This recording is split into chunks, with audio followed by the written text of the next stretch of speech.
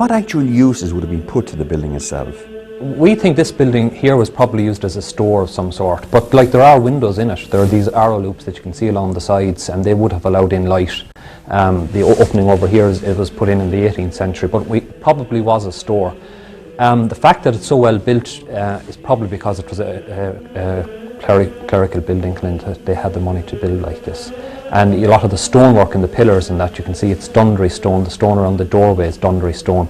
And an awful lot of that was imported from the Bristol area. And of course Waterford's great trading partner in the 13th century was the port of Bristol. It was one of the great ports. Bristol, London and York were the three great ports of medieval England. And what was happening in the 13th century was that Waterford, and Ireland in particular, but Waterford as the great port of the medieval colony, was exporting vast amounts of food. And the ships were coming back to Ireland practically empty, apart from bringing in wine from France. And then they brought the stone back. And then they brought the stone back as ballast. And if you even go to the medieval cathedral today, or the present cathedral, you see the pillar of the medieval cathedral is all of Dundry stone.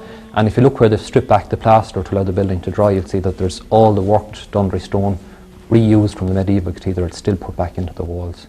And now, Eamon, there are some myths and some legends about Waterford, that there's a tunnel that exists from here to the Deanery, from the Deanery over to Christ Church Cathedral, and indeed from Reginald's Tower over on the river to the Abbey. Are they only myths and legends? We've excavated this. Orla Scully's excavated this actual building here, and we know there isn't, and she's excavated beyond outside there, as you saw by the city wall.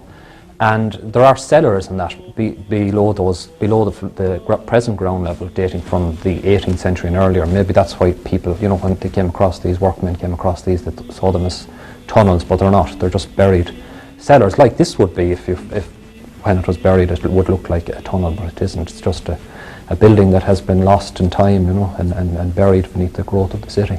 The other thing is that, looking at it here, and bearing in mind now that the magnificent stonework itself, there is no cement, it's all mortar that's holding the whole building together. Yeah. They wouldn't have had the technology to go under the river. They certainly wouldn't have, no, they wouldn't have, no. Not at that stage. There's no evidence of that. No, I'm sure, again, there are going to be thousands of people watching this programme out there who have never seen this magnificent series of underground vaults, as we call them. Can they actually come down and come in here and see them? Are they restricted in touring or whatever? No, they can indeed. Anyone who wants to come here, basically, it's part of the Reginald's Tower tour. At the moment, as you know, there's road works going on outside and building works going on with the building above us. The Deanery Waterford Corporation is restoring that building. Once that building works have been cleared away, which will be in another few weeks, it's part of the Reginald's Tower tour, so if you go to visit Reginald's Tower, and I would highly recommend people do that because there's a beautiful new exhibition there, then part of that tour will take you to this building and to the French church, so it's all part of a general tour.